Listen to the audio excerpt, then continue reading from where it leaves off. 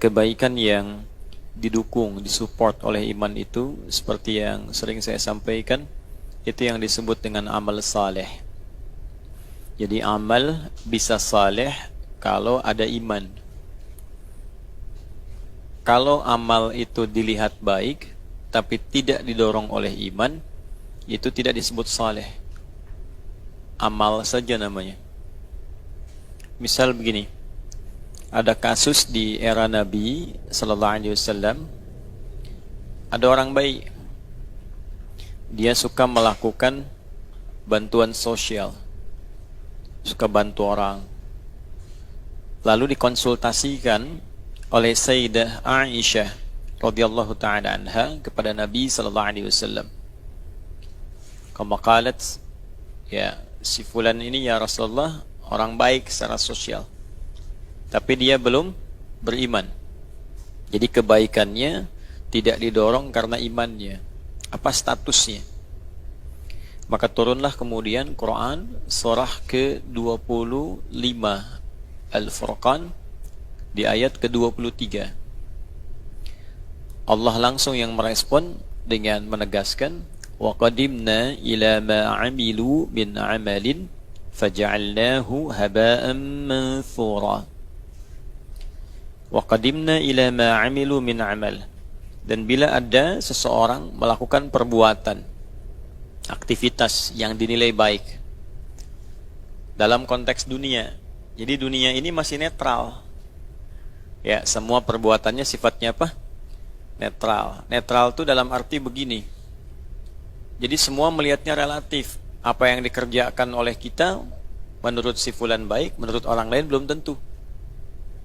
Gini, kalau ada koruptor dihukum, baik tidak?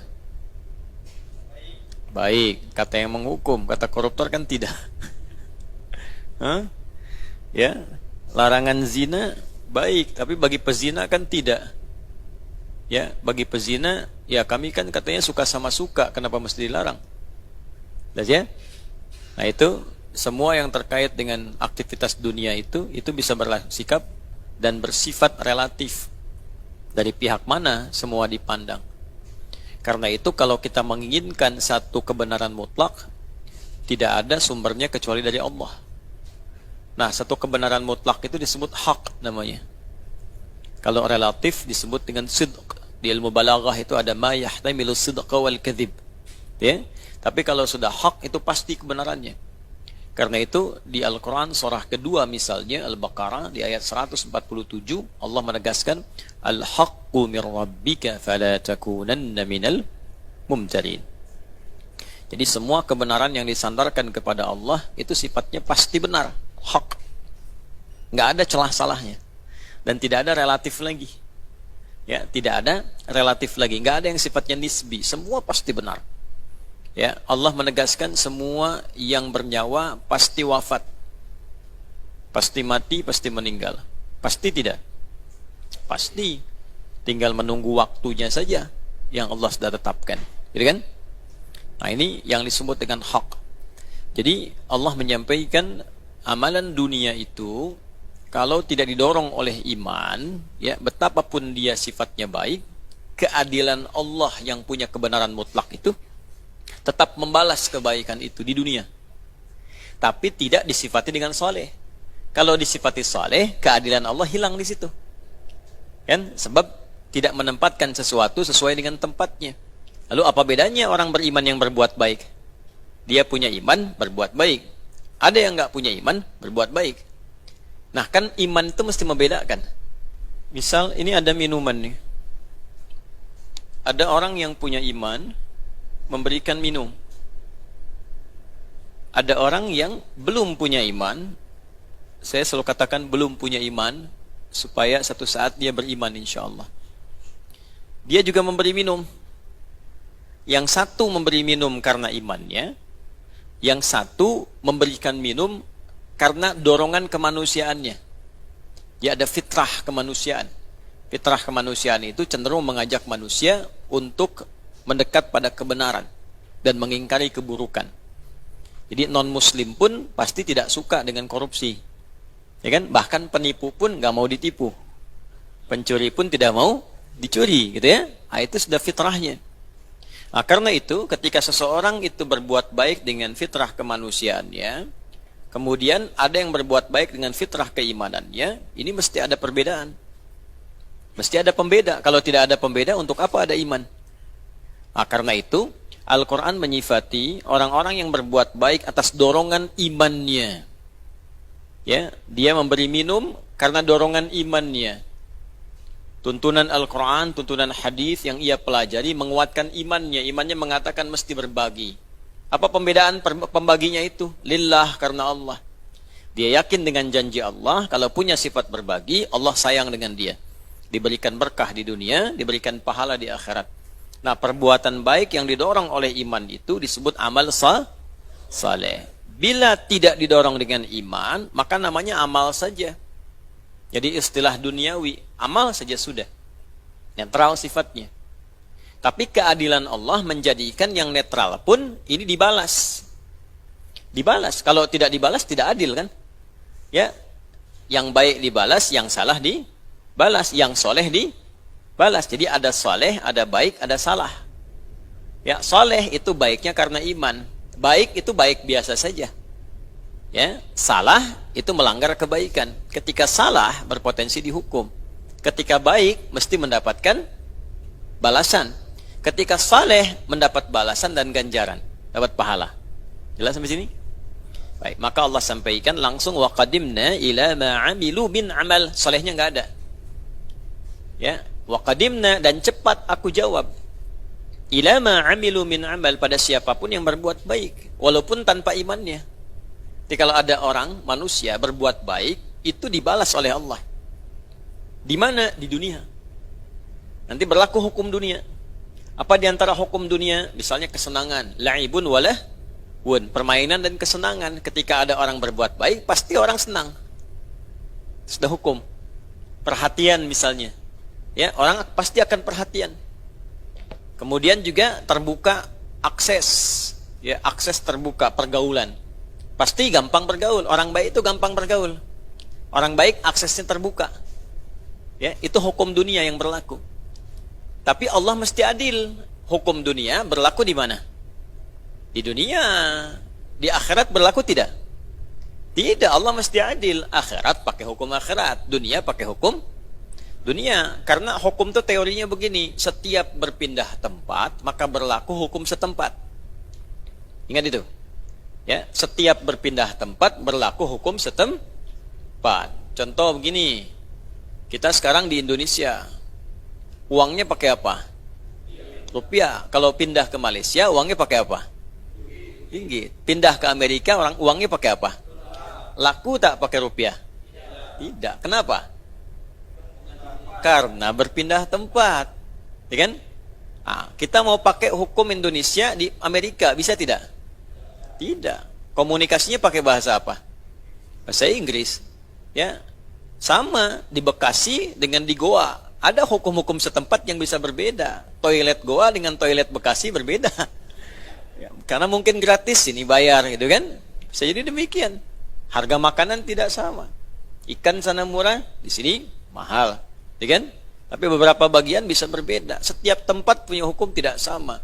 Jadi bisa dibayangkan di dunia saja beda tempat hukum tak sama. Sekarang keluar dari dunia pengen hukum sama, itu nggak mungkin. Ya, maka mesti ada pembeda. Di akhirat hukumnya apa? Hukum akhirat. Hukum akhirat mengatakan yang dihisab pertama kali berdasar imannya. Ya, kalau tidak ada iman tak punya nilai. Misal gini, debu itu punya nilai nggak debu? Punya. Kapan? Gimana cara kita mengetahui sesuatu punya nilai? Digunakan apalagi? Manfaat, apalagi? Benda itu kan sesuatu. Kapan punya nilai? Kalau diukur. Ya, diukur. Ukuran itu ada dua nanti. Ada ukuran panjang, ukuran berat. Ya, emas itu nilainya berubah kalau ditimbang. 1 kilo dengan 1 gram sama tidak? Beda, mahal mana? Kenapa bisa mahal? Karena punya ukuran, ada beratnya. Tuh kan? Baik, lain lagi misalnya. tongkat yang 1 meter dengan yang setengah meter sama tidak? Apa yang membedakan? Ukuran panjangnya. Kalau ada ukuran, dia punya massa, punya beban, dia punya nilai. Sekarang debu punya nilai tidak? Punya. Kalau ditimbang, ya kan? Debu kumpulkan, ditimbang, ada nilainya? Ada, ya kan? Minimal pakai tayamum kan bisa ya? Hah? Kalau nempel kan bisa kan? Sekarang kalau debunya terbang gitu, bisa ditimbang nggak? Bisa diukur? Tidak. Karena itu Al-Quran mengatakan di akhirat nanti amal-amal dunia itu nggak bisa ditimbang. Karena hukumnya berlaku hukum dunia. Di akhirat dinilainya pakai iman. Karena dia dikerjakan tidak menggunakan iman, tidak berlaku di akhirat seperti debu yang terbang. Faja'alnahu haba'an manthura. Jelas? Nah, itulah keadilan Allah. Jadi di dunia ini orang-orang yang beramal baik tidak didorong oleh imannya, tetap disebut amal, tetap diberikan oleh Allah dengan sifat adilnya balasan. Tapi balasannya mengikuti hukum dunia supaya Allah adil. Kalau dibalas hukum akhirat tidak adil kan? Karena tidak ada iman. Nah, kalau kemudian didorong dengan menggunakan imannya, maka berubahlah amal itu menjadi amal apa? Amal saleh. Nah, itulah yang dimaksud di Al-Quran rahasianya. Kenapa setiap amal saleh didahului oleh iman? Rata-rata begitu. Tadi sholat zuhur, nanti sebentar lagi sholat apa? Asar. Buka Quran surah 103 Al-Asr. Wal asr. Innal insana lafi khusr. Illa alladhina amanu wa amilus shalihat. Jadi setiap ada amal didahului oleh iman, pasti saleh itu. Salat amal saleh bukan? Tahu dari mana? Karena didahului oleh iman. Alladzina yu'minuna bil ghaibi wa yuqimunas. Puasa amal soleh tidak? Belum tentu. Karena ada yang belum beriman pun berpuasa juga. Tapi puasa itu bisa jadi soleh kalau diawali dengan apa? Iman. Karena itu ayat puasa Ramadan dibuka pakai iman. Ya ayyuhalladzina amanu kutiba alaikumus. Nah, itu yang dikumpulkan di akhirat dibalas. Nah, semua kumpulan itu ketika ditimbang dalam hisab, itu yang kemudian kita sebut dengan pahala. Semakin berat, semakin tinggi, barulah diberikan balasan di akhirat atas semua kesolehan itu. Balasan itulah yang diberikan karena rahmat Allah, berupa surga. Oleh karena itu, kata surga pertama kali disebutkan dalam Al-Quran, semua surga, bentuknya jama'. Jadi kalau tunggal jannatun, kalau jama' jannat. Semua hukum di akhirat ingin mendapatkan semua pintu surga, maka bekalnya harus amal saleh. Bekal amal saleh itu dimulai dari apa? Iman. Karena itu kalimat surga pertama kali disebutkan dalam Al-Quran bentuknya jama' di Al-Baqarah ayat 25. Itu diawali dengan iman. Wa basyiril ladzina amanu lalu wa amilus shalihat baru anna lahum jannatin tajri min tahtihal anhar. Nah, itu kurang lebih secara demikian untuk cara kita memahami secara konsepnya. Karena itu kita mesti memastikan minimal kita berdoa untuk memulai segala sesuatu sehingga mendapat taufik, bimbingan langsung dari Allah Subhanahu wa taala untuk menjadikan seluruh aktivitas kita itu memiliki nilai di sisi Allah atau disebut dengan amal saleh. Nah, tidak cukup dengan nama saja, mesti dibuktikan lewat perilaku. Nah, misal itu Ustaz Taufik, namanya Taufik tuh. Nah, ini namanya hidayat kan? Ya. Nah, tapi kalau tidak dibuktikan lewat perilaku, sekalipun namanya terlihat baik, ya, itu tetap hisabnya berdasarkan niat dan amal. Jelas sampai sini?